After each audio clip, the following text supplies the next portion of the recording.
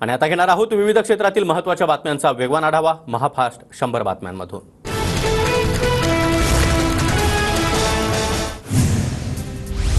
लोकसभेच्या निकालासाठी अवघे 19 तास बाकी। उद्या सकाळी 8 वाजल्यापासून मतमोजणी सुरू होणार। निवडणुकीच्या मतमोजणीसाठी यंत्रणा देखील सज्ज। देशात पुन्हा कोण याकडे सर्वांचं लक्ष। लोकसभेचा निकाल एक्झिट पोलच्या विरुद्ध लागणार। काँग्रेस नेत्या सोनिया गांधींची एक्झिट पोलवर प्रतिक्रिया। महाराष्ट्रामध्ये महाविकास आघाडी 30 पेक्षा जास्त जागा जिंकणार, संजय राऊतांचा दावा। निवडणुकीमध्ये जातीपातीच्या राजकारणाचा फटका बसतच असतो, मात्र निवडणुकीमध्ये माझा विजय निश्चित। माहितीच्या बीडच्या उमेदवार पंकजा मुंडे यांच्याकडून विश्वास व्यक्त। एक्झिट पोलमध्ये फक्त अंदाज व्यक्त करण्यात आलाय, मात्र उद्या गुलाल आम्हीच उधळणार। महाविकास आघाडीचे पुण्याचे उमेदवार रवींद्र धंगेकर यांच्याकडून विश्वास व्यक्त। संभाजीनगरचा निकाल महायुतीच्या बाजूने लागेल तर 1 ते 1.5 लाखांच्या फरकाने माझा विजय होईल, संदीपान भुमरेंचा दावा। मतमोजणीपर्यंत भुमरेंनी विजयाच्या संभ्रमात राहावं, सर्व पोल खोटे ठरतील तर कार्यकर्त्यांनी निकाल येईपर्यंत संयम बाळगावा, अंबादास दानवेंचा टोला। माझा एक्झिट पोलवर नाही तर जनतेच्या मतांवर विश्वास। नागपुरातील जनता माझ्या पाठीशी, काँग्रेसचे उमेदवार विकास ठाकरे यांच्याकडून विश्वास व्यक्त। 1 लाखाच्या मताधिक्यानं निवडून येईन, रावेर मतदारसंघामध्ये इतिहास घडणार। रावेरचे महाविकास आघाडीचे उमेदवार श्रीराम पाटलांचा दावा। रक्षा खडसेंना जनतेवर विश्वास राहिला नाही, जनतेवर विश्वास नसल्यानंच त्यांचा एक्झिट पोलवर विश्वास वाढला। रक्षा खडसेंच्या वक्तव्यावरून श्रीराम पाटील यांची टीका। निकालाची धाकधूक असली तरी विजयाची खात्री, लोकांनी भरभरून मतदान केलंय, माझा विजय पक्का, राजभाऊ वाजे यांचा दावा। निकालाची काळजी नाही, लोकांच्या प्रेमामुळे आमचा विजय निश्चित, तर काहींनी गद्दारी केली त्यामुळे नागरिकांमध्ये नाराजी, संजोग वाघेरे यांची श्रीरंग बारणेंवर टीका।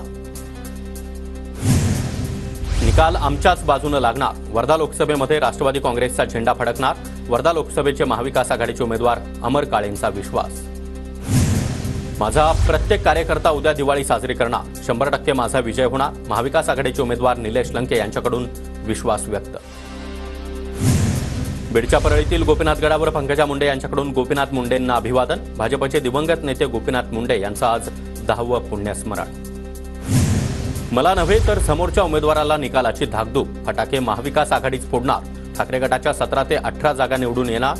बुलढाण्याचे उमेदवार नरेंद्र खेडेकर यांचा विश्वास। उद्याचा दिवस अतिशय महत्त्वाचा, इच्छुक नसताना देखील लोकसभा निवडणूक लढण्याची संधी मिळाली, यामिनी जाधव यांचं वक्तव्य। सत्ता परिवर्तनासाठी अवघे काही तास शिल्लक, महाराष्ट्राचा निकाल स्पष्ट, महाविकास आघाडी 35 पेक्षाही जास्त जागा जिंकेल, विजय वडेट्टीवार यांचा दावा। कोकण पदवीधरसाठी भाजपकडून निरंजन डावखरेंना उमेदवारी जाहीर, कोकण पदवीधरच्या जागेवर चौरंगी लढत होणार। मनसे आणि भाजपनंतर शिंदे गटाकडून कोकण पदवीधरसाठी उमेदवाराची घोषणा, शिंदे गटाकडून संजय मोरे यांना तिकीट। कोकण पदवीधर मतदारसंघासाठी काँग्रेसकडून रमेश कीर यांना उमेदवारी, मनसे भाजप आणि शिंदे गटानंतर काँग्रेसकडून देखील उमेदवार जाहीर। कोकण पदवीधर मतदारसंघामध्ये चौरंगी लढत होणार। मुंबई पदवीधरसाठी भाजपकडून किरण शेलार यांना तिकीट, तर मुंबई शिक्षक मतदारसंघासाठी शिवनाथ दराडेंना उमेदवारी। आमच्या नादाला लागू नका, आमच्या भूमिका आम्ही ठरवतो, आमदार रवी राणा यांनी केलेल्या दाव्यावरून संजय राऊतांचा पलटवार। रवी राणांना काय स्थान आहे? रवी राणा लोचटपणे भाजपच्या मागे पळतात, राणांनी ठाकरेंवर केलेल्या दाव्यावर विजय वडेट्टीवार यांची टीका। भाजपाध्यक्ष जे.पी. नड्डा यांच्या निवासस्थानी भाजपची महत्त्वाची बैठक, केंद्रीय गृहमंत्री अमित शहा, विनोद तावडे यांच्या उपस्थितीमध्ये नड्डा यांच्या निवासस्थानी बैठक। निवडणूक निकालाआधी अमित शहा, नड्डा आणि राजनाथ सिंह यांच्यामध्ये महत्त्वपूर्ण चर्चा। लोकसभा निवडणुकीच्या निकालाच्या पार्श्वभूमीवर मुख्यमंत्री एकनाथ शिंदेंची शिवसेनेचे पदाधिकारी आणि निवडक आमदारांसोबत बैठक सुरू। लोकसभा निवडणुकीच्या निकालाच्या पार्श्वभूमीवर बैठकीला महत्त्व।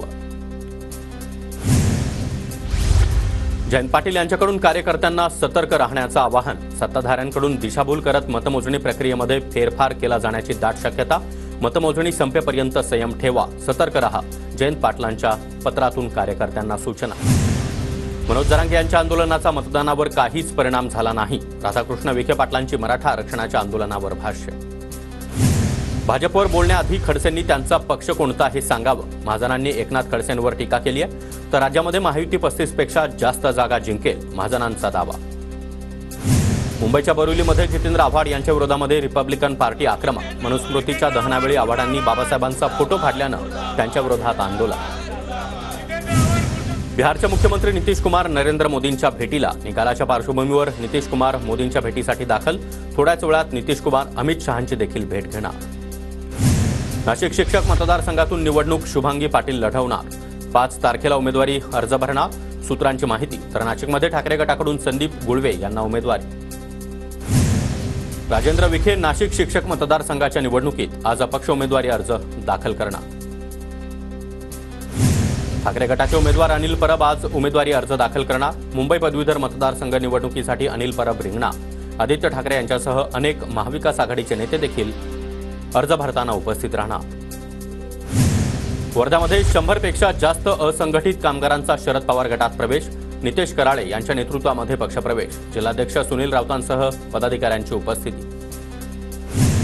भाजप आमदार किसन कथोरे यांची पक्षातून हकालपट्टी करा. भाजपचे नेते जगन्नाथ पाटलांची फडणवीसांकडे पत्राद्वारे मागणी.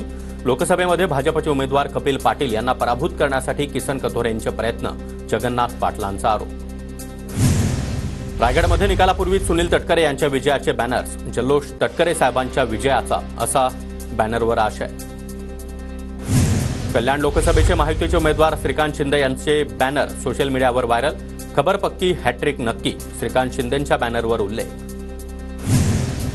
शिर्डीमध्ये निकालापूर्वीच सुजय विखे पाटलांच्या विजयाचे बॅनर झळकले. फिक्स खासदार असा उल्लेख करत समर्थकांकडून मोठी बॅनरबाजी. माढ्याचे महायुतीचे उमेदवार रणजितसिंह नाईक निंबाळकरांच्या निकालाआधीच विजयाचे बॅनर झळकले. साताऱ्याच्या फलटण तालुक्यामध्ये निंबाळकर समर्थकांची मोठी बॅनरबाजी.